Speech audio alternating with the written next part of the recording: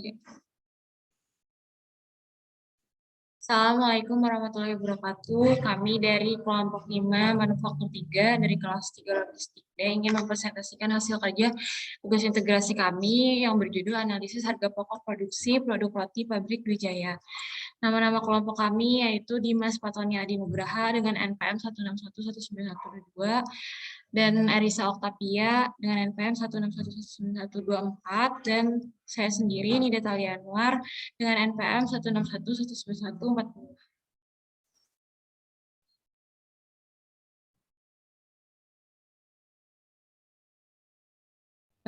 Gambaran umum objek penelitian.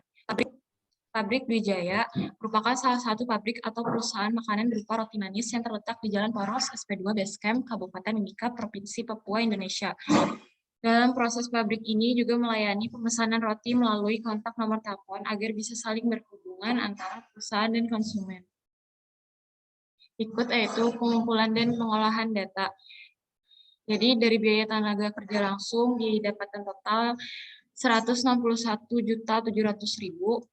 Untuk biaya bahan baku yaitu dengan total 686.040.000. Untuk BOP variabel dengan didapatkan total yaitu 337.200.000. Untuk BOP tetap didapatkan total yaitu 114.175.916.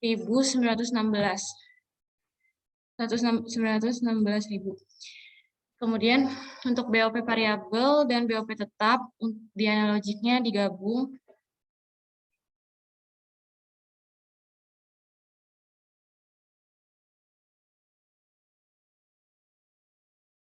Kemudian berikut adalah kasus diagram yang akan dijelaskan oleh Arisa.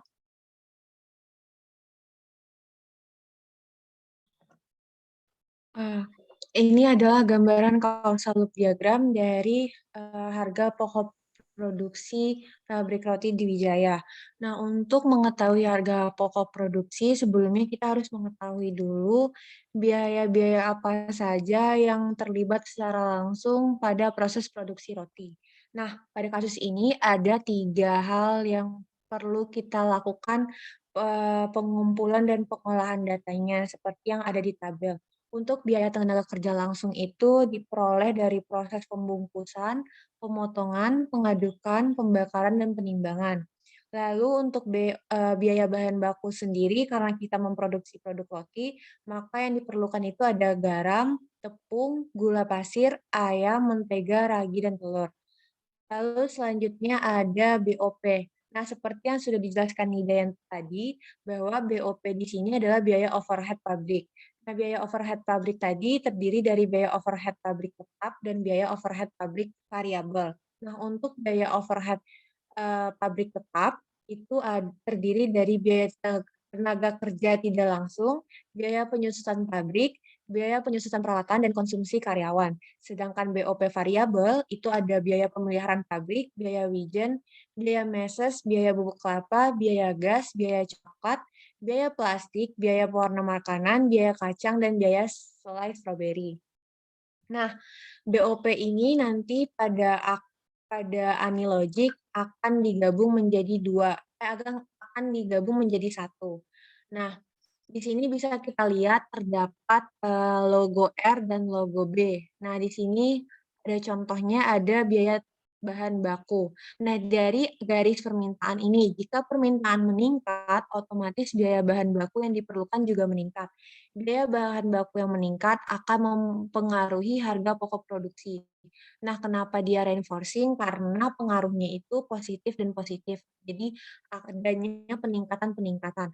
Lalu di sini ada balancing itu artinya ada tanda positif dan negatif. Jika permintaan meningkat, maka harga produksi juga meningkat. Tapi harga produksi meningkat, belum tentu permintaan itu akan naik.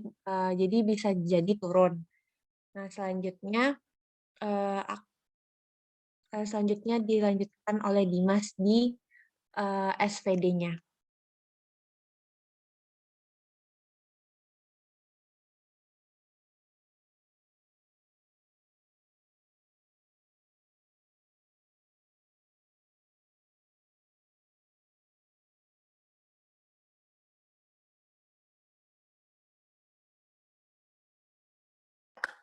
Dari casual loop diagram dapat kita gambarkan menggunakan stock flow diagram seperti berikut. Nah, di sini terdapat beberapa parameter. Parameter pertama itu ada biaya overhead, ada biaya pembelian bahan baku, ada biaya tenaga kerja langsung, dan biaya persediaan bahan baku.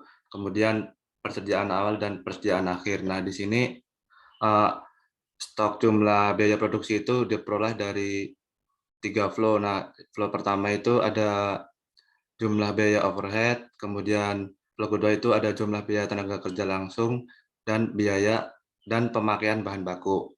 Kemudian untuk flow HPP di sini diperoleh dari untuk stok HPP di sini diperoleh dari 2 flow, yaitu jumlah barang proses akhir dan jumlah barang dalam proses.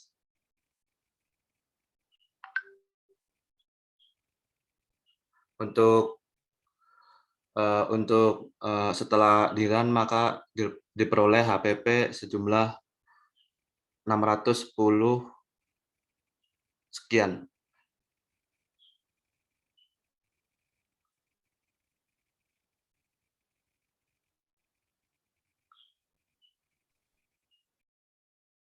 Lalu selanjutnya ada skenario, hasil simulasi, dan analisis.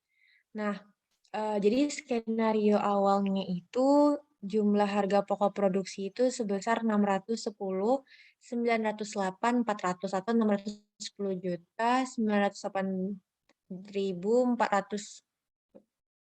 Lalu untuk meminimalkan harga pokok produksi agar harga penjualan tetap namun keuntungan, maka ditetapkan skenario sebagai berikut. Nah, skenario pertamanya itu kita harus menekankan biaya pembelian bahan baku. Maka HPP yang dihasilkan ada 575, 93, 400. Lalu untuk skenario kedua itu mengurangi persediaan awal. Maka harga pokok produksi yang dihasilkan itu ada 607, 208, 400. Nah, skenario tiganya itu menggabungkan antara skenario 1 dan skenario 2 yang dihasilkan 572, 243, 400.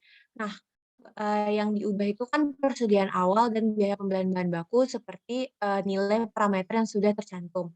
Lalu kesimpulan yang bisa kita ambil adalah maka kita bisa menerapkan dengan skenario dengan menekan biaya pembelian bahan baku dengan mencari penjual bahan baku lain yang bisa meminimalkan biaya bahan baku sehingga hasilnya nanti laba kita meningkat. Serta kita juga mengurangi persediaan awal guna menghindari terjadinya barang atau produk yang kadaluarsa.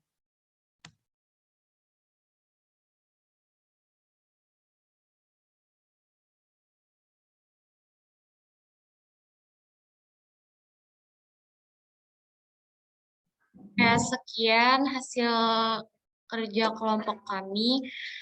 Maaf apabila dalam hasil kerja kelompok kami masih banyak kekurangan. Terima kasih. Wassalamualaikum warahmatullahi wabarakatuh.